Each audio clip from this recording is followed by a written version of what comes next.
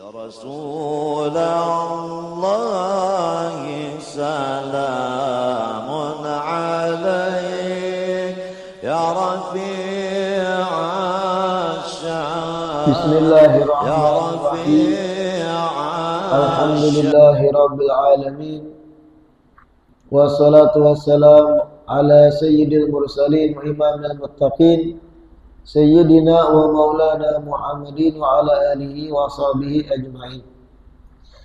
Alhamdulillah, segala puji kembali dan selalu terhatur kehadirat Allah yang masih memanjangkan umur, melimpahkan kesehatan, keafiatan pada kita seberataan, sehingga diperjumpakan lagi di majelis ilmu di malam Jumat yang kita selalu berharap mudah-mudahan kegiatan taklim, kegiatan majelis ilmu ini bujur-bujur membawa kita pada kebaikan-kebaikan dan keridhaan Allah Ta'ala. Amin ya Rabbal Alamin.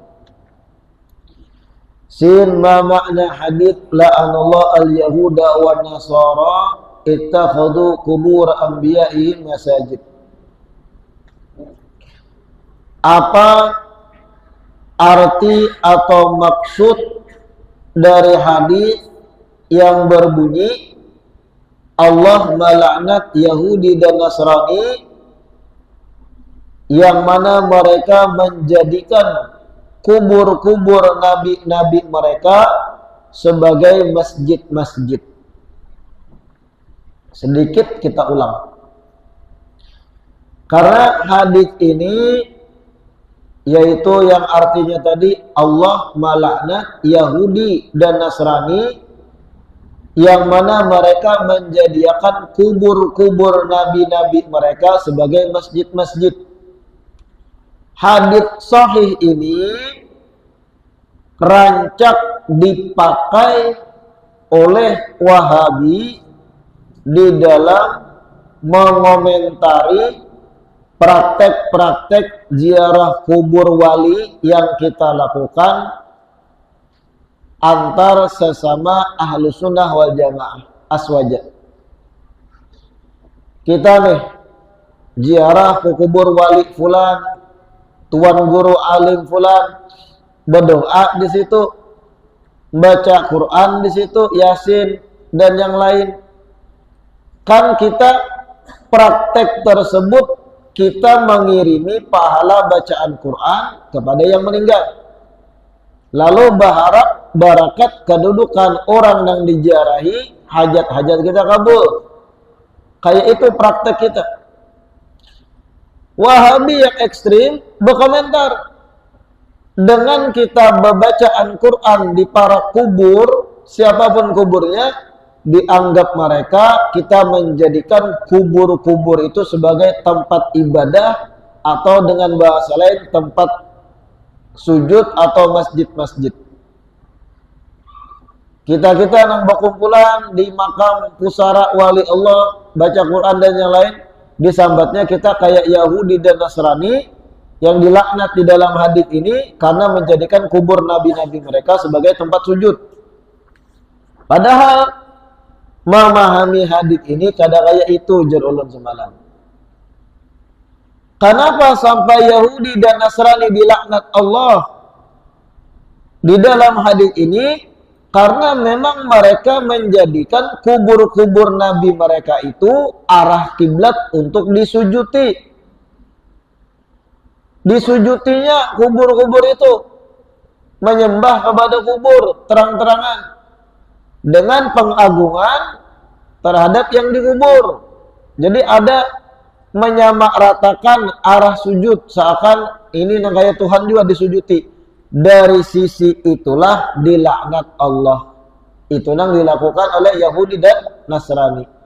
Adapun kita ahlu sunnah wal jamaah, tidak ada satupun yang menyembah kubur wali. Sujud beristilah kubur wali adalah ada.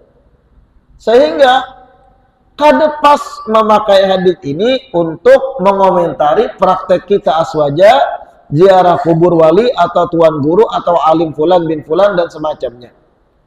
Lalu mereka pakai hadis ini, la'anallah al-yahud wa nasara, Allah melaknat Yahudi dan Nasrani, ittakhadhu qubur anbiya'ihim masajida. Mereka menjadikan kubur-kubur nabi mereka sebagai tempat-tempat ibadah. Kada masuk. Jangan dipaksakan hadis ini untuk mengomentari praktek kita aswaja. Makanya di bawahnya dijelaskan dzakarul ulama anna makna hadal hadis. Ulama menyebut bahwa arti dari hadis ini as-sujudu laha wa salatu ilaiha ala qasdi ta'zim, yaitu sujud dan sembahyang menghadap kubur-kubur nabi-nabi dengan tujuan mengagungkan bagaikan menyembah kayak Tuhan juga. Ini yang dilaknat. Kama yaf'aluhu al-yahud wa nasara, sebagaimana yang diperbuat Yahudi dan Nasrani bahari. Fa innahum kanu yasjuduna li quburi anbiya'ihim. Yahudi dan Nasrani dahulu mereka bujur-bujur sujud terhadap kubur nabi-nabi mereka. Wa yaj'alunaha qiblatan lahum. Mereka jadikan kubur-kubur itu arah kiblat. Yatawajjahuna fi salatihim ilaiha ta'ziman laha, yang mana mereka dalam salatnya menghadap kubur-kubur nabi-nabi tersebut sebagai bentuk pengagungan terhadap nabi yang dikubur. Jadi seakan menyamakan nabi dengan Allah, dengan Tuhan, lalu disembah juga. Ini yang dilaknat. Fa inna hadza haramun qat'an. Praktek semacam ini jelas haramnya. Kita pun kada mendebat, haram. Menyujuti, menyembah kubur orang alim, haram. Adapun kita saja kadar kayak itu, kadar yang mensujud terhadap kubur, kadar. Tapi kita bacaan Quran, niatnya pahala bacaan dihadiahkan pada sidin. Dan setelah itu kita berdoa, bertawasul, berperantara kedudukan sidin yang tinggi di sisi Allah agar hajat-hajat kita dalam doa itu kabul. Kan ada menyembah kepada yang dikubur. Yang kita pinta Allah juga. Cuma ini tawasul kita, berperantaranya kita. Yang mana tawasul itu sendiri dalil-dalilnya sudah kita bacai di beberapa pertemuan-pertemuan yang sudah lewat lawas. Masalahnya lah, orang awam yang kada suka mengaji sama sekali, orang awam yang kada suka belajar sama sekali di majelis-majelis taklim, tiba-tiba hijrah, anak taubat, mendengar hadits semacam ini dibawakan oleh buan Wahabi, ujung-ujungnya, isuknya menyalah-nyalahkan kaum Tuhan. Kenapa berbuat ikan, menyembah kubur, membacaan Quran di kubur? Wah, gara-garanya jahil, tamakan penjelasan yang keliru dari kaum Wahabi. Ini problem yang kita hadapi di lapangan. Mereka-mereka yang masuk ke paham Wahabi rata-rata kebanyakan yang sebelumnya dangkal ilmunya, lalu ketujuh menyalah-nyalahkan gara-gara tamakan penjelasan keliru dari ulama-ulama Wahabi. Orang membaca Yasin di kubur daripada akan mengibadahi orang di kubur. Adalah pian membaca Yasin di kubur pian berniat mengibadahi orang yang di kubur, adalah dadah. Kenapa disamakan kita mengibadahi orang di kubur nah kayak Yahudi dan Nasrani? Berarti mereka tuh hatinya penuh dengan buruk sangka, dangkal, kada belajar. Coba duduk lawan kita jelaskan bahwa kita mengaji di kubur bukan menyembah di kubur. Kita berdoa di kubur, kubur wali, kubur orang soleh, kubur ulama, bukan minta lawan sidin. Kita minta pada Allah dengan perantara sidin. Nah, dalil berperantara ada lengkap. Praktek tersebut sahabat pun menggawi. Sudah kita baca dalil-dalilnya di pertemuan-pertemuan yang sudah lawas. Fanahyu innama huwa anitashabbu bidzalik. Sehingga larangan di hadits yang kita baca tadi adalah titik beratnya menyerupai perbuatan Yahudi dan Nasrani dalam hal menyembah kubur-kubur yang dijarahi. Itu yang menjadi sebab dilaknat dan dilarang. Kalau kita kada menyembah kubur. Bi an yaf'ala ka fi'lihi min sujudil qubur wa salati ilaiha ala qasdi ta'zim, yaitu berbuat sebagaimana perbuatan Yahudi dan Nasrani, sujud terhadap kubur dan sholat menghadap kubur dengan niat mengagungkan kuburan tersebut. Wa hadza la yasihu min muslimin qat. Perbuatan semacam ini tidak sah dilakukan oleh seseorang yang mengaku muslim sama sekali. Kadang orang muslim menyembah kubur tuh kadang. Kita menyembah Allah. Kemana arah kita menyembah? Kiblat. Karena itu perintah Allah dan Rasul ke arah kiblat. Adapun kubur, kita kadang menyembah kuburnya seikung pun dari orang Islam.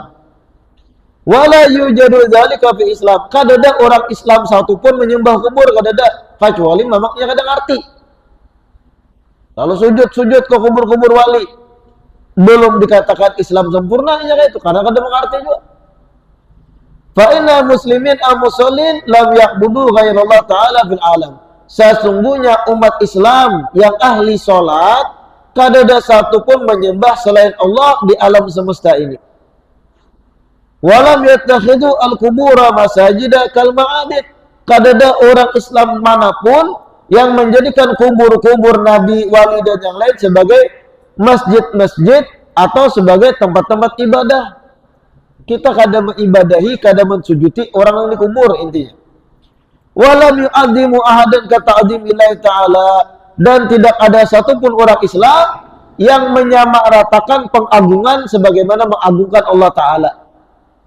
Kadang ada satupun orang Islam menganggap orang yang dikubur sama agungnya dengan Allah Ta'ala. Ada.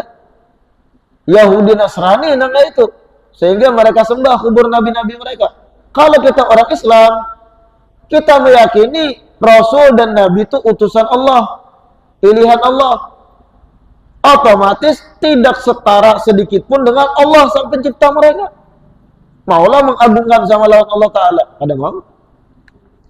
Faqad sahal khabar an sayyidil bashar sallallahu alaihi wasallam annahu qala, sungguh ada riwayat sahih dari pimpinan umat manusia, yaitu Nabi kita Muhammad, bahwasanya Rasul pernah bersabda, inna syaitana qad ayisa an ya'budahul musallun walakin fit tahrishi bainahum. Didengarkan deh. Nabi itu pernah bersabda sudah bahari. Ujar Nabi, sesungguhnya setan putus asa agar menjadikan orang ahli sholat menyembah kepada Ia. Setan itu ujar Rasul putus asa kada mampu Ia menjadikan orang yang ahli sholat, ahli sembahyang agar menyembah Ia, menyembah si setan, kada mampu setan, putus asa dah. Walakin fitahrish bainahum. Lalu target selanjutnya setan, karena kada mampu merubah ahli sembahyang menyembah Ia, lalu target selanjutnya fitahrish bainahum, memecah belah antar mereka satu sama lain. Termasuk menuduh perbuatan aswaja kayak Yahudi dan Nasrani, ini memecah belah. Kadang gara-gara paham Wahabi semacam ini, kuitan lawan anak berkelahi loh.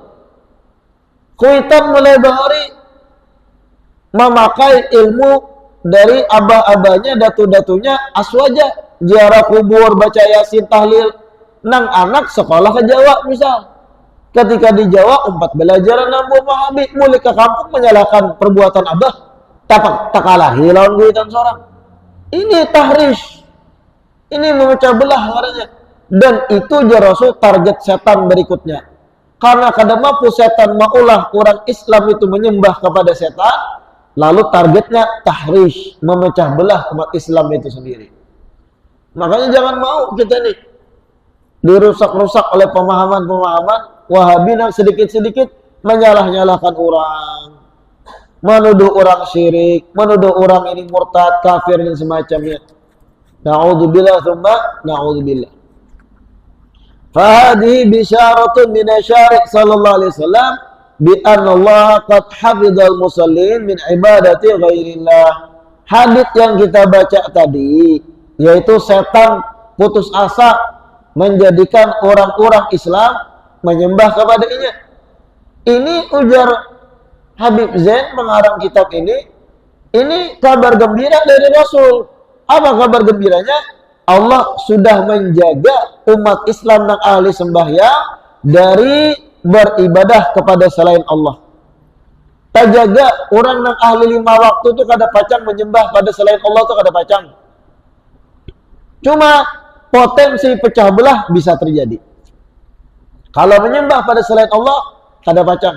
Artinya kita yang membaca Yasin di kuburan itu jauh benar dikatakan menyembah kepada yang dikubur. Nabi juga mengatakan setan putus asa menjadikan orang-orang ahli 5 waktu untuk menyembahnya. Kenapa Wahabi dengan mudahnya memadahkan kita menyembah kubur? Setan juga putus asa. Karena setan tahu kadang mungkin orang Islam yang sudah ahli sholat 5 waktu meyakini ada makhluk apapun yang sama agungnya lawan Allah Ta'ala sehingga disembah juga. Kadang ada orang Islam itu. Setannya putus asa, dah ada mungkin merubah itu. Target setan berikutnya adalah apa? Tahrish, memecah belah antar kita. Fakana kama akhbara sallallahu alaihi wasallam, dan yang terjadi saat ini sebagaimana yang disampaikan Rasul. Kan ada orang Islam yang ahli sembahyang itu menyembah selain Allah. Wa huwallazi la yantiqu 'anil hawa in huwa illa wahyun yuha, dan dialah Rasul yang tidak bertutur kata atas hawa nafsunya pribadi, mengecualikan semua yang dipandir sidik wahyu yang diwahyukan dari Allah Subhanahu wa ta'ala. Nah, ini belang penjelasan berikutnya. Wa amma man ittakhadha masjidan bi jiwari salihin bi qasdi tabarruk duna ta'zim aw wafaqa fi salatihi anna amamahu qabrun walam yaksidi tawajjuha ilaih fala yadkhulu fil wa'idil madhkur fil hadith. Dengarkan ya. Adapun seseorang yang membangun masjid bertetanggaan dengan kuburan orang soleh dengan niat mengambil barokah kebaikannya, bukan niat mengagungkan kubur orang soleh tadi sama kayak mengagungkan Allah, maka ini kada apa-apa. Misalnya ada kubur ulama orang soleh dikuburkan di satu lahan tertentu, lahannya kosong masih, lalu kita membangun masjid para kubur tadi dengan niat mempermudah kita sembahyang 5 waktu ketika ziarah, dengan niat mempermudah kita contohnya sembahyang A, sembahyang B ketika setelah tuntung ziarah, kuburnya bahagian masjid. Ini kada apa-apa, kada masuk ancaman ini. Karena kita membangun masjid tetap menyembahnya ke arah kiblat. Kita menyembah Allah, bukan menyembah kubur. Kenapa dibangun para kubur? Mempermudah fasilitas ibadah kita aja. Dengan niat tabarruk, mengambil barakahnya para kubur orang soleh. Bukan menyembah kuburnya, kada apa-apa, kada masuk ancaman hadis ini. Tapi Wahabi tatap kadang komentarnya, Allah melaknat Yahudi dan Nasrani menjadikan kubur nabi-nabi mereka sebagai masjid. Wahabi tetap komentarnya kadang kayak itu.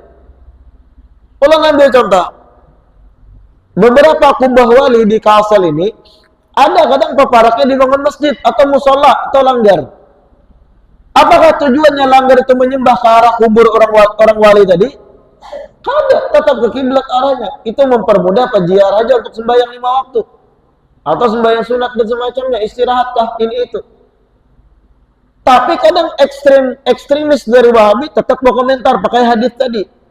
Dilaknat membangun masjid para kubur wali, sebagaimana Yahudi dan Nasrani dilaknat membangun masjid di kubur-kubur nabi-nabi mereka. Berarti pemahaman mereka itu keliru, terlalu luas jangkauan pahamnya.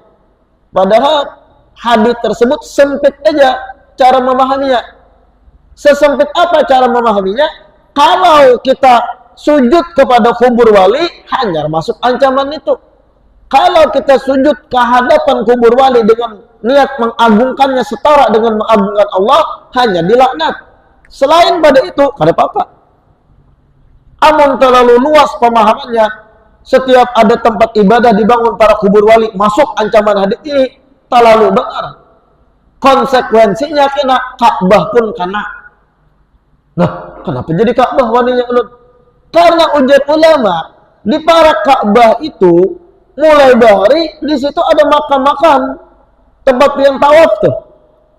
Ulama menyebut sebelum dibangun sebesar itu, sebelum zaman Nabi kita Muhammad, di sekitar Ka'bah itu ada makam-makam.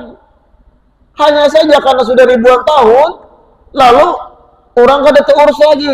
Jadi orang-orang tawaf itu kadang menjajak makam. Lalu bagaimana hukumnya?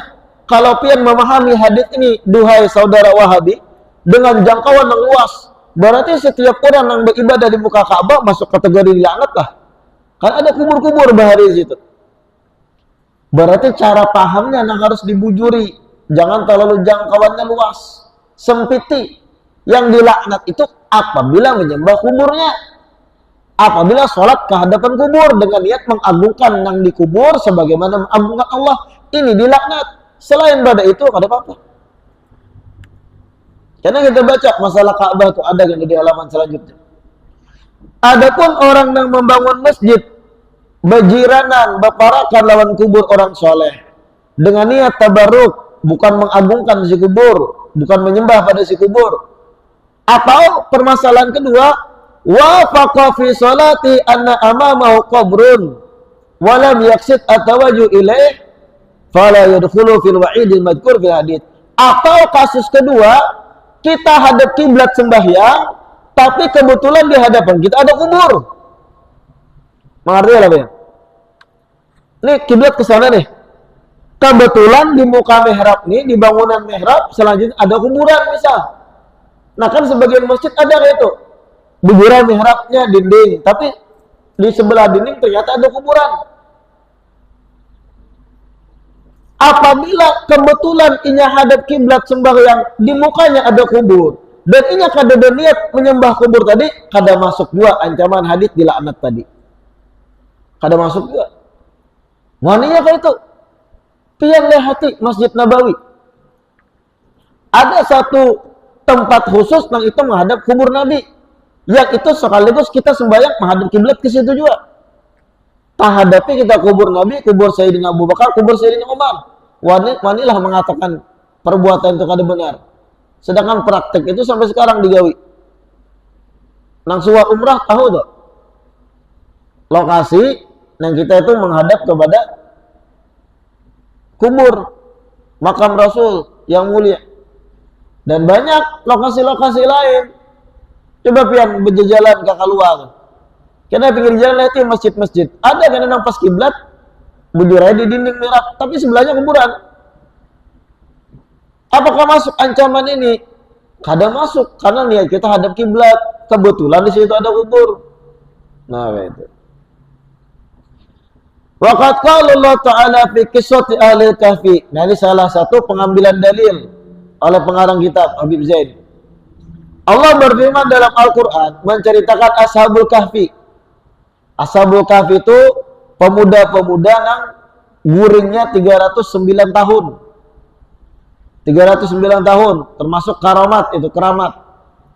Kemudian ketika ditemukan Ashabul Kahfi tadi bangun setelah 309 tahun terguring lalu meninggal.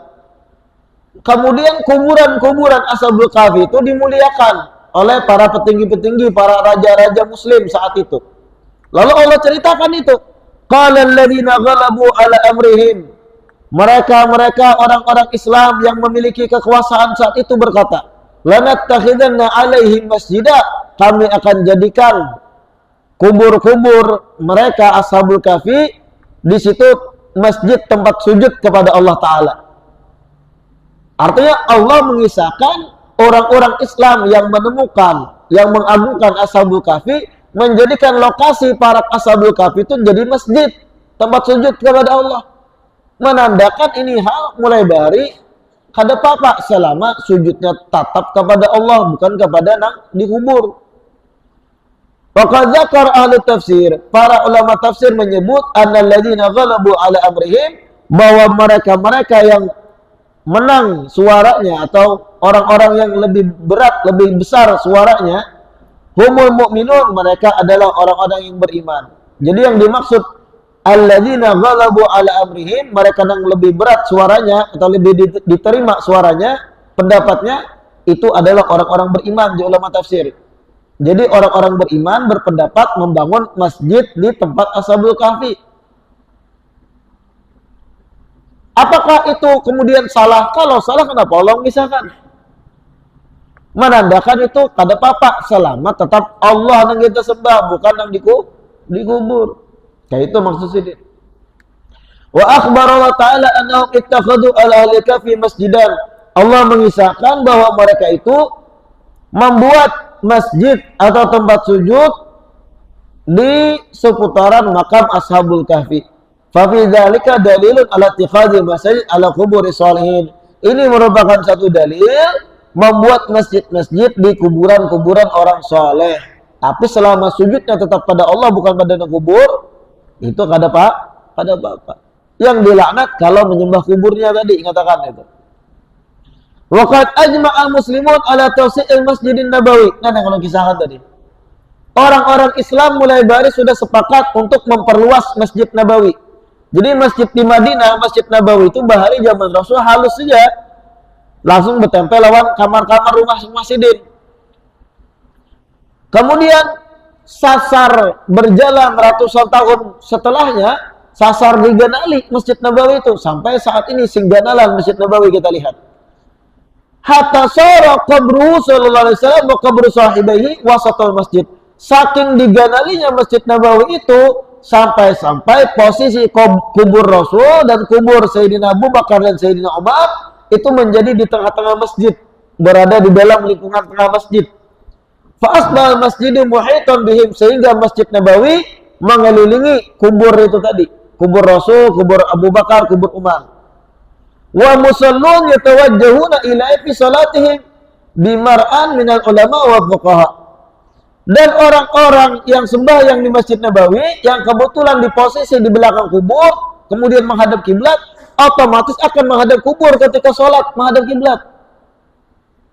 Walam yusma ana ahadan minhum na'an dzalik, dan mulai bahari tidak ada satu ulama pun yang melarang perbuatan tersebut. Selama memang sujudnya arah kiblat, walau bertepatan di depannya ada kubur, maka la ba'sa bihi kada apa-apa. Kalau kita memakai paham Wahabi, masuk kategori dilaknat ini. Menjadikan kubur Nabi tempat sujud. Tapi karena kita paham maksudnya kada kayak itu, yang dilaknat adalah kalau memang kuburnya yang disujuti dengan niat mengagungkan kubur sebagaimana mengagungkan Allah, hanya itu dilaknat. Kalau kebetulan di hadapan kita aja, kebetulan di situ kiblat, di situ juga ada kubur, kada apa-apa. Kayak itu kita aswaja memahami, kada terlalu luas dalam memahami hadits laknat tadi, dipersempit pemahamannya. Wala afta bitahrimihi, dan tidak ada satu ulama pun melebari yang memfatwakan haram sembahyang di lokasi tersebut yang langsung menghadap kubur Nabi. Selanjutnya sin ma hukmus sholati fil masajid allati fiha udrihatul auliya atau adrihatul auliya. Ada di situ? Ada. Nah, ini ada pembahasan juga walau ada di kitab ya. Di beberapa tempat khususnya di Hadramaut di Yaman ada masjid-masjid yang dibangun di dalamnya ada kubur wali. Jadi kubur wali ini terdahulu sudah ada.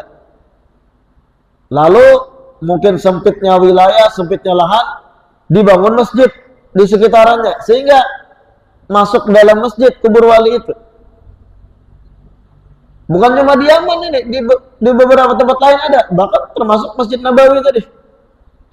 Nah, lalu apa hukumnya sembahyang di masjid semacam itu, yang di dalamnya ada kubur orang, kubur wali, kubur ulama, kubur orang soleh? Kalau Wahabi, kada sah, haram jemaah. Dengan berbulik hadis tadi, la'anallahu al-yahud wa nasara ittakhadhu kubur anbiya'i masajid. Kalau kita aswaja, kada kayak itu menjawabnya.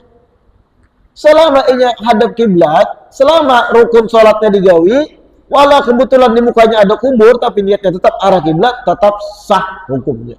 Kada pengaruh. Makanya jawabannya la ba'sa bidzalik kada papa wala haraja fi kada papa malam yaksid al-musalli at-tawajjuh ilaiha biqasdil ibadati wa ta'zim. Selama orang nang sembahyang kada berniat menyembah kubur itu sendiri dengan niat mengagungkannya dan mengibadahinya. Selama ini kebetulan hadap kiblat aja kada berniat menyembah si kubur kada papa. Apa dalilnya? Zakar ahlul ilmi adalah hadap yang kedua juga. Para ulama menyebut anna bainal hajar al-aswad wa zamzam wal maqam tis'ina nabiyan madfunin.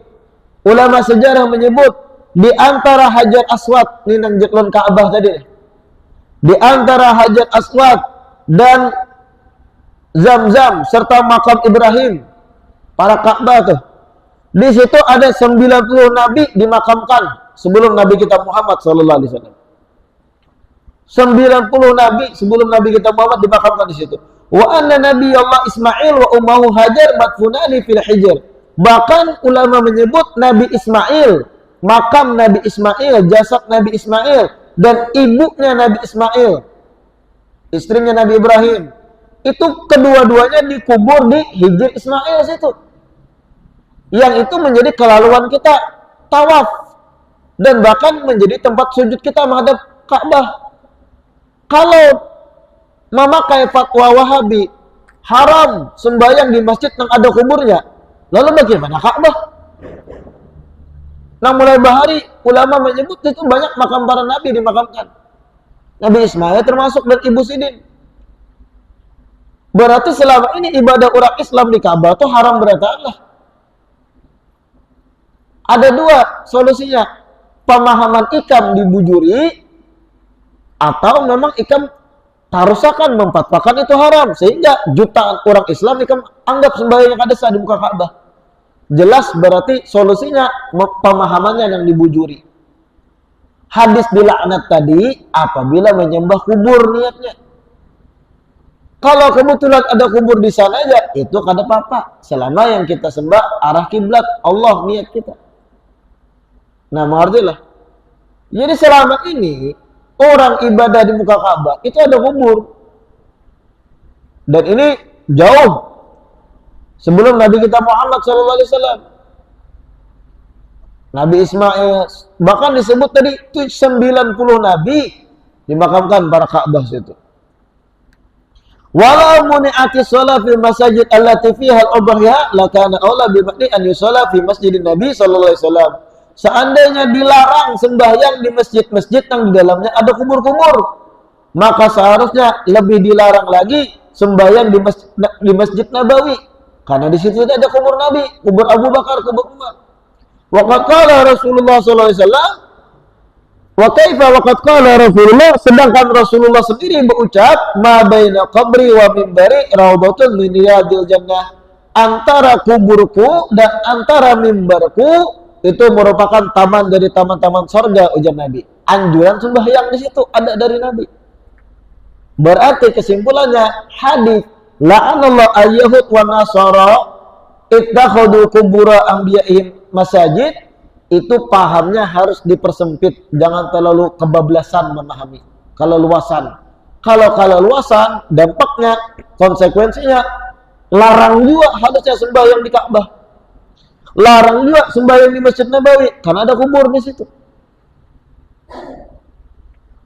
Jangan terlalu luas memahami hadis itu, sempitkan. Yang dilaknat adalah kalau menyembah kubur dan mengagungkan kubur sebagaimana mengagungkan Allah, disetarakan kayak menyembah Allah. Itu yang dilaknat dan itu yang diperbuat Yahudi dan Nasrani dalam hadis itu. Nah, jangan terlalu luas memaknai hadis itu sehingga berataan divonis kayak Yahudi dan Nasrani. Jadi kayak surga ampun buahnya aja. Nah, ini bahayanya. Paham ekstrim ini. Wallahu a'lam. Insyaallah kita lanjutkan di malam Jumat berikutnya. Mudah-mudahan dipanjangkan umur, disehatkan badan, dan apa yang kita baca hari ini bermanfaat dan mudah dipahami. Amin ya rabbal alamin. Wallahu a'lam. Ada insya.